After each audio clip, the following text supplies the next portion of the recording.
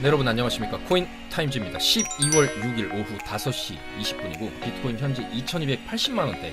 어제도 영상에서 이렇게 떨어질 수 있다, 한번 이제 떨어질 때가 됐다, 왜냐면 이제 계속 올라왔기 때문에 한번 이제 조정 맞을 구간에 왔다, 이렇게 좀 말씀을 드렸고, 요때였죠. 영상 올려드린 시간 요때였고, 지금 이때부터 해서 쭉 이렇게 빠져서 다시 요 매물대까지 왔어요. 그러니까 이 매물대 자체가 굉장히 조금 의미 있는 매물대고, 이 구간에서 상당히 오랜 기간 또 횡보를 하면서 약간 올라가려고 움직임을 보여줬던 게 사실입니다. 그래서 뭐 아직까지도 이 주요 매물대 라인을 이탈은 안 나왔기 때문에 이게 좀 더 내려갈 것이다, 이렇게 예단하기는 아직 어렵죠. 왜냐면 이 매물대를 기반으로 해서 여기를 이제 바닥을 삼아서, 어쨌든 지금 아직 저점 이탈은 안 나왔기 때문에 여기 저점이죠. 여기 16,800달러 선을 어떻게 보면은 좀 저점 라인을 조금씩 높여가는 그런 흐름으로 좀 볼 수가 있고, 어쨌거나 고점도 높여가는 그런 흐름으로 또 볼 수가 있기 때문에 이게 다시 한번 이 16,800짜리를 이런 식으로 이탈을 하지 않는 한 이 구간에서 지지받으면서 조금 추가적인 상승에 대한 준비를 할 수도 있겠다. 그래서 그 추가적인 상승을 하려면은 아무래도 이 구간, 여기 고점 자리를 한번 또 찍어주고, 찍어준다라고 하면은 추가적인 롱 관점으로 조금 이제 볼 수도 있겠죠. 여기 매물대에 맞고, 여기 매물대가 있으니까는 맞고 살짝 꺾였다가 이런 식으로 여기 돌파하는 그림이 또 나올 수도 있다. 그래서 일단 지금 시장의 호재로 볼 수 있는 거는 아무래도 이제 다음 주죠. 다음 주 화요일 CPI 발표와 그 다음에 바로 연이어서 FOMC 발표가 있기 때문에, 이런 호재들을 앞두고 사실 미리 떨궈 놓으면은 좀 더 좋을 수도 있어요. 왜냐면 이제 떨궈 놓는다라고 하면은 호재가 나올 경우에 좀 큰 폭으로 반등이 나올 수가 있기 때문에, 이런 어느 정도 눌림목을 주게 된다라고 하면은 여기가 이제 매수 찬스가 또 될 수 있는데,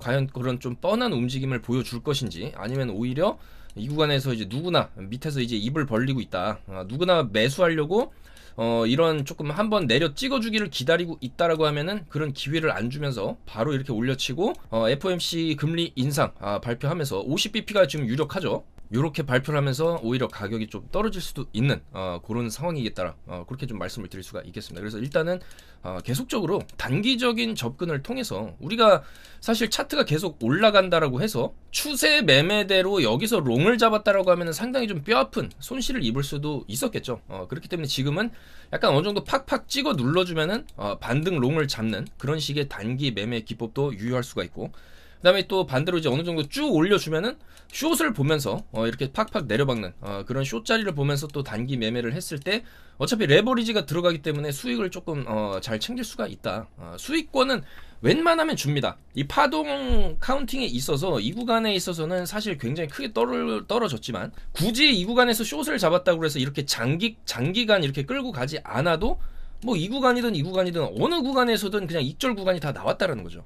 그래서 오늘 같은 경우에도 10시 13분이죠. 이렇게 숏을 잡아드려서 여기 10시 13분 숏, 요때죠, 요때. 이렇게 쭉쭉 올라가면은 한 방에 원웨이로 못 올라갑니다. 지금 시간대도 오전이나 뭐 점심 시간대는 이제 미국 시간대 이제 다 자는 시간대고, 이때 뭐 특별하게 재료가 터지지 않는 한은 원웨이 상방은 기대하기 힘들죠. 그래서 계속적인 좀 박스권 움직임이 나오는데, 큰 폭의 하락 이후에 여기서 제대로 된 반등이 없었고 한 번 더 밀어버렸기 때문에 반동이 상당히 세게 나온 거거든요. 그렇지만은 여기 고점 자리를 이제 넘기기, 여기 이제 저항 자리가 있거든요. 여기 이제 못 넘기고 추가 하락을 준 자리까지 어거지로 올려놨다. 그렇기 때문에 여기서는 숏을 들어갈 만하다, 그렇게 판단해서 10시 13분 숏을 들었고, 이렇게 잘 빠졌고, 그 다음에 빠졌으면 또 롱을 쳐야죠.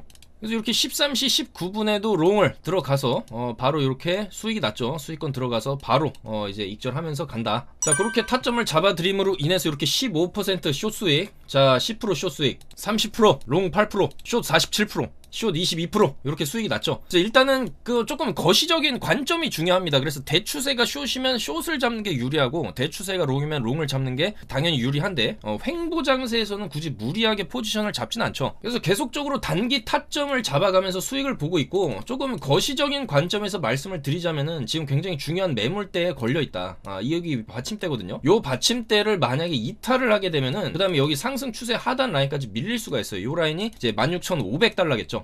요 라인 근처까지 떨어진다라고 하면은 이런 식으로 또 롱 반등이 한번 크게 올 수도 있기 때문에 요런 맥점 자리를 다 체크를 해드리고 있습니다. 그래서 이번 주 같은 경우에는 그런 큰 지표 발표가 다 다음 주에 몰려있기 때문에 CPI나 FOMC나 다 다음 주에 몰려있기 때문에 이번 주는 살짝 이제 횡보하는 분위기 속에서 소폭 조금 하락하는 분위기 쪽으로 가지 않겠냐. 왜냐면 여기서 살짝 이제 꼭지점 무빙이 나왔기 때문이죠. 여기서 한번 쳐주고 그대로 다 내렸기 때문에 요런 게 이제 꼭대기 부근에서 좀 나왔다, 어느 정도 상승이 나온 위치에서 나왔다라는 점을 볼 때 살짝 이제 눌렸다가 지표 발표 다음 주에 하면서 위로 어느 정도 쳐주는 요런 그림이 나오지 않을까, 그렇게 예상을 해봅니다. 그래서 나스닥 같은 경우에도 지금 1.9% 정도 빠졌죠. 나스닥 같은 경우에도 경제 호재라는 것은 증시의 악재일 수도 있다, 이렇게 또 해석이 되고, 사실 나스닥 같은 경우에도 그동안에 많이 올랐죠. 이 바닥 부근에서 쭉 많이 올라왔고 여기서도 장대로 찍어 올렸는데 결국엔 장대 절반까지 지금 조정이 좀 나오고 있는 상황이죠. 그래서 이제 나스닥 같은 경우에는 좀 더 밀릴 수 있다. 여기 이제 11496 요 자리까지 좀 밀릴 수는 있고, 여기 지지를 해주면서 다음 주 지표 발표하면서 위로 한번 쳐줄 수 있는 그런 무빙이 나오지 않겠냐. 우리가 이렇게 좀 나스닥도 예측을 해볼 수가 있겠습니다. 그래서 아무래도 나스닥이 빠진 이유는 생각보다 너무 좋은 서비스 업황 때문이다, 이런 지적도 있고, 오히려 경제가 좋기 때문에 연준에서는 좀 더 공격적으로 금리 인상을 할 수도 있지 않냐, 이런 의견들이 나오고 있다는 얘기죠. 그리고 테슬라가 어제 6%가 빠졌는데 결과적으로 이 좀 중국 쪽 문제가 있고 공장 생산량을 뭐 20% 감축할 계획이다, 뭐 이런 조금 얘기도 나오면서 회사 측은 이런 걸 부인했지만, 그래도 이 주가라는 것은 그런 뉴스 하나하나에 굉장히 좀 민감하게 반응을 하죠. 그래서 이제 테슬라가 6% 정도 빠졌고, 뭐 아마존, 넷플릭스, 애플, 알파벳 요런 이제 대규모 나스닥 기업들도 주가가 조금 빠졌습니다. 아무래도 테슬라 주가와 비트코인의 가격이 조금 연동돼서 같이 움직이는 경향이 있기 때문에 이 테슬라의 주가가 올라주는 게 비트코인 가격 상승에는 좋죠. 근데 지금 이 테슬라 같은 경우에는 깨면 안 되는 자리까지 지금 온 게 맞죠. 이 정도의 하락폭을 보여줬으면 이제는 지지를 받고 여기서 이제 아래꼬리 달아주면서 주봉입니다. 주봉으로 양봉 2개 쳐 올렸는데 추가적으로 좀 요런 식의 상승 랠리가 어느 정도 좀 보여주면서 250달러까지는 충분히 쳐줄 수 있는 차트거든요.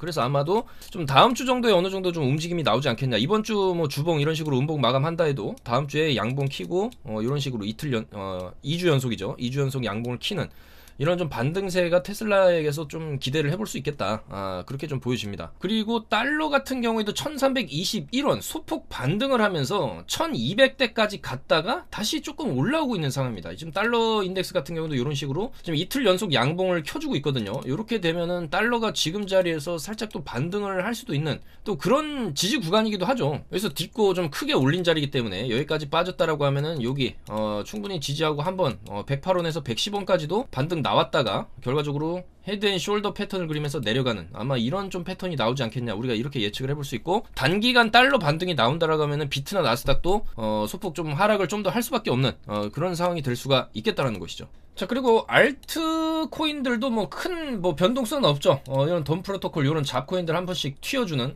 그런 분위기고, 자, 그 중에서도 스테픈이 뭔가 좀 바닥을 잘 옆으로 빼면서 옆으로 이제 일자 무빙이 나와주고 있는데, 결국에 이 일자 무빙 끝에 한번 펌핑이 나올 수가 있거든요. 이런 식으로 일자로 가다가 여기서 한번 펌핑 줬듯이 이 구간에서도 옆으로 일자로 가다가 한번 600원 찍어주는 그런 움직임이 스테픈에서 한번 나올 때가 좀 되지 않았나, 그렇게 생각이 되고, 엘프도 마찬가지죠. 이 엘프도 보통 좀 주말에 펌핑 많이 나오던 그런 잡코인들 중에 하나인데, 요것도 이제 바닥을 찍고 나서 이렇게 이게 옆으로 빼다가 이런 상승 없이 바로 바닥을 찍었다가 여기서 한번 좀 올려 쳐주려고 하는, 그래서 떨어진 자리 한 190원 정도까지는 좀 단기적으로 노려볼 만한 그런 차트를 만들고 있지 않나, 그렇게 좀 생각이 됩니다. 그래서 아무래도 이런 좀 잡코인들, 알트코인들 접근할 때는 저점 손절은 꼭 잡고 하셔야 이런 사태를 좀 피할 수 있다, 그렇게 좀 말씀을 드리겠고, 실리콘밸리의 전설적인 벤처 투자가 팀 드레이퍼 같은 경우는 생각보다 빠르게 비트코인이 25만 달러까지 랠리를 펼칠 것이다, 또 이렇게 호기 있는 예측을 내놨습니다. 그 이후로는 여성의 비트코인 투자 참여도가 높아질 것이다, 이렇게 예측을 했고, 현재 비트코인 원래 7개 중 1개만 여성이 소유하고 있는데 요게 좀 더 늘어날 수 있다. 그 다음에 더 많은 소매업체가 거래비용 삭감을 통해 거래비용 삭감을 하기 위해서 전통 은행 결제 시스템 대신에 암호화폐 결제 시스템을 채택할 것으로 보인다. 보통 여성들은 좀 안전한 투자라든지 이런 모험을 좀 꺼려 하는데, 글쎄요. 어쨌든 간에 이런 조금 호기로운 이런 예측들이 좀 나와줘야 그래도 또 시장에는 좀 긍정적일 수가 있겠죠. 다만 조금 너무 높게 보는 게 아니냐. 지금 현재 입장에서는 비트코인 10만 달러만 가도 축제 분위기가 날 수가 있겠죠. 자, 그 다음에 골드만삭스에서도 투자할 암호화폐 기업을 물색 중이다. FTX 사태로 인해 더욱 신뢰할 수 있고 잘 규제된 암호화폐 플레이어에 대한 필요성이 높아졌고 우리는 지금을 기회로 보고 있다. 그러니까 저가 좀 매수 기회다. 이렇게 또 골드만삭스가 얘기를 했다라는 거고. 일단 세부적 내용을 공개할 수 없지만 암호화폐 기업들에 대해서 실사를 진행하고 있고 실사를 맞춰서 좀 제대로 된 프로젝트다라고 하면은 골드만삭스에서 투자가 들어갈 수 있다는 얘기죠. 또한 이번 사태로 암호화폐 기업들이 구조조정을 진행하고 있는데 우리는 해고된 사람들 중 유능한 인재들을 흡수할 것이다. 이렇게 또 골드만삭스가 조금 공격적으로 암호화폐 업계로 좀 진출을 예고를 했습니다.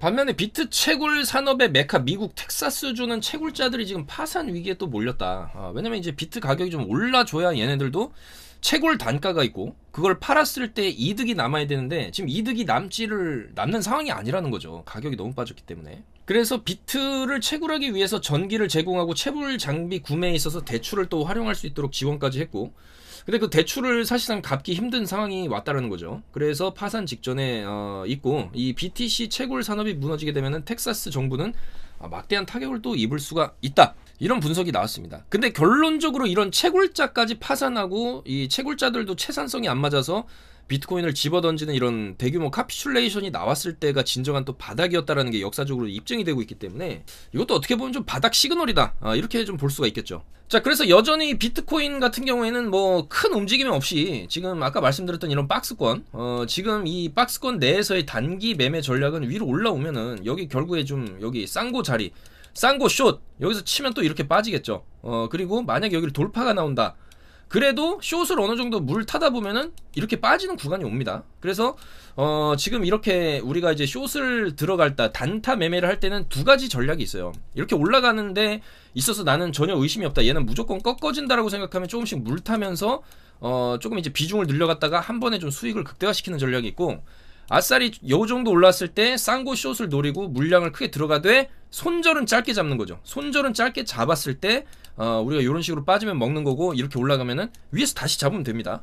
그래서 이런 식의 두 가지 접근 방법이 있는데, 저는 그래도 손절을 좀 타이트하게 잡고 최단 변곡점에서 진입하는 그런 좀 스타일을 좀 추구하고 있습니다. 그래서 그 방법이 잘못해서 이제 위로 빔이 쭉 올라왔을 때 이런 식으로 갈 수도 있거든요, 여러분들. 이러면은 물 타다 보면은 그냥 끝나는 겁니다. 그렇기 때문에 차라리 요런 데서 물량 좀 들어가더라도 손절 타이트하게 잡고 위로 승천하면은, 이제는 어디까지 승천을 할 것이냐는 만약에 이제 30분 봉 정도라든지 15분 봉 정도를 보고 음봉으로 꺾이는 이제 윗꼬리 보고 들어가도, 이런 식으로 윗꼬리 꺾였을 때 15분 봉으로 꺾였을 때 들어가도 충분히 먹을 구간은 나옵니다. 숏으로 진입을 한다고 했을 때. 그리고 롱도 마찬가지죠. 롱 같은 경우에도 지금 구간에서는 살짝 이제 올라가려고 폼을 잡고는 있지만은, 추경 롱을 들어간다 해도 여기는 좀 손절을 잡아야 되고, 여기 손절 나간다 해도 밑으로 빠졌을 때 여기 쌍바닥 접근해서 롱을 또 먹을 수도 있는 그런 자리들이 있기 때문에, 이런 맥점 자리들이 왔을 때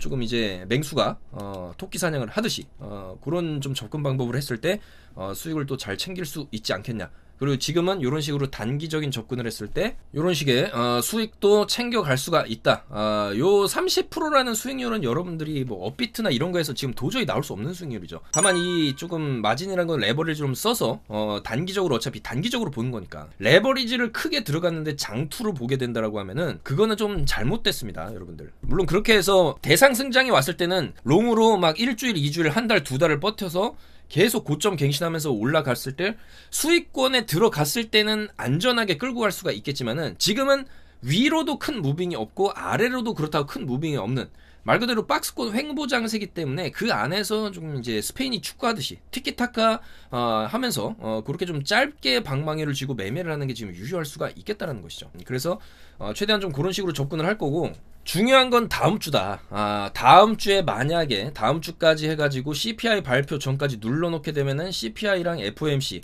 연타발로 터지면서 이런 상승이 나올 수도 있는 거고, 만약에 그 전부터 이미 호재 선반영해서 뭐 50bp 인상한대 이러면서 미리 차트가 올려놓는다. 자, 그러면 어떤 발표를 하던지 간에 위로 가는 척 하다가 밑으로 찍어 누르는 이런 차트가 나올 수 있다라는 거를 조금 알아두시고 매매를 하면 좋지 않을까, 그렇게 생각이 됩니다. 오늘도 영상 봐주셔서 너무나 감사드리고, 날씨가 많이 추워지는데 건강 조심하시고, 월드컵도 우리 대한민국 정사들 굉장히 잘 싸워줬죠. 16강 진출. 특히나 이제 조최강 포르투갈을 꺾었다는 것에 상당한 의미가 있었고 전 지구적인 1위라고 할 수 있죠. 브라질 전 세계 최강의 팀을 맞아서 그래도 중거리포 멋있게 터트리지 않았습니까? 또 최선을 다했고 체력적으로도 먼저 16강에 진출한 팀은 휴식 기간이 길었죠. 한국은 휴식 기간도 굉장히 짧았고 굉장히 힘든 상황에서 여러 가지 부상을 이겨내면서까지 축구 열심히 해주신 선수분들께도 굉장히 감사의 말씀을 전하면서 영상 마무리하도록 하겠습니다. 저는 좀 더 좋은 소식들, 좋은 코인들을 발굴해서 내일 또 인사드리도록 하겠습니다. 여러분들 감사합니다. 코인 타임즈였습니다.